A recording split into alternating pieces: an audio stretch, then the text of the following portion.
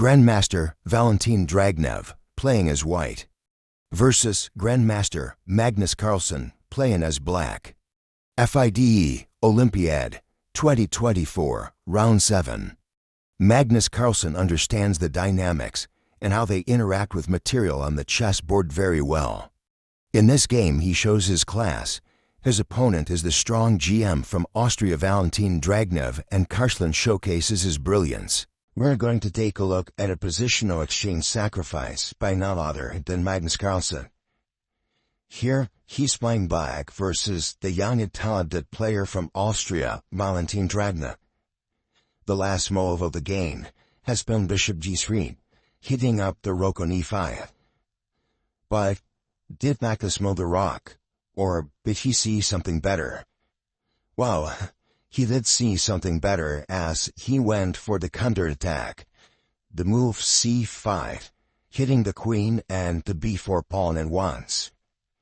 White's problem is that in the case of b-Dave c5, after rook c5, everything on the c file would be hanging, and also the a5 pawn too.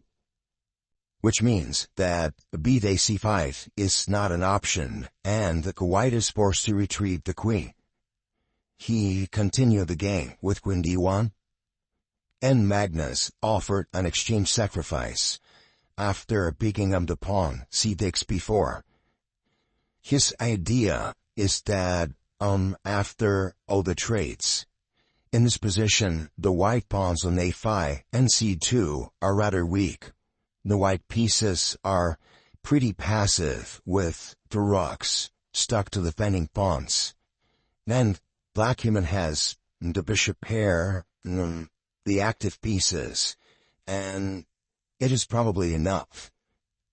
Well, the engine agrees with Magnus, and the position is really enough for an advantage of the black pieces.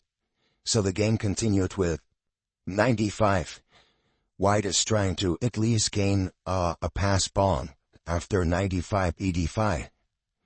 But unfortunately for him, this doesn't improve his situation by a lot. The game continued with e4, grabbing space, and opening up the diagonal. Bishop g4, f5, bishop h5, and rook c8.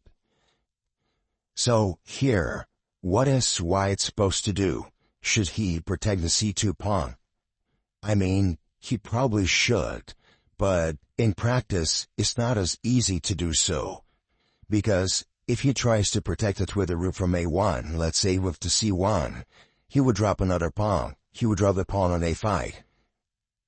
And in the case of rook e2, he would run into some other trouble. After queen e5, bishop d6, f4 coming, it also looks extremely unpleasant to play. That's why the player with white tried a more active approach. He played the move d6. The point of this move is that in case of, let's say, queen takes c6, queen takes d6, bishop d6, and the end of the line there is rook d1, hitting both bishops at the same time. That's why Magnus avoided taking the pawn, and instead he played the move queen to c5, simply maintaining the tension.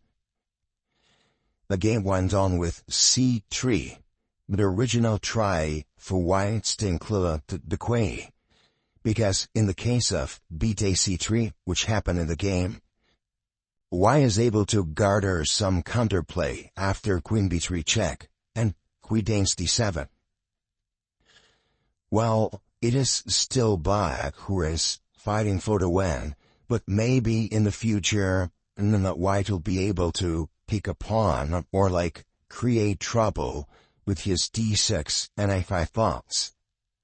The game went on with queen e6, queen takes a6, bishop takes d6.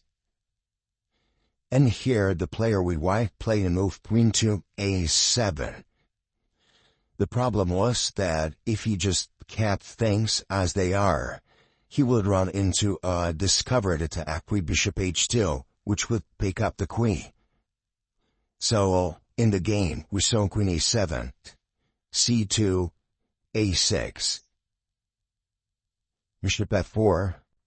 The idea behind this move is not extremely deep. It's just supposed to pawn.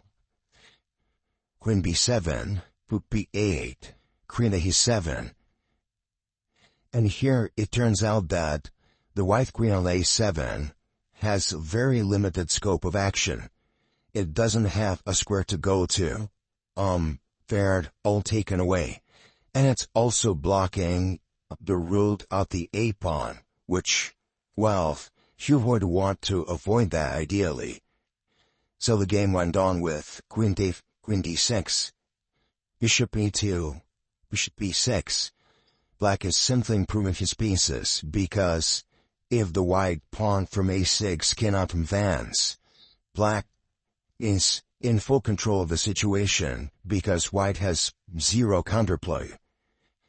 So going next, we saw bishop f1, king h7, just in case, moving the king away. And in this position, white played a move, rook to c1.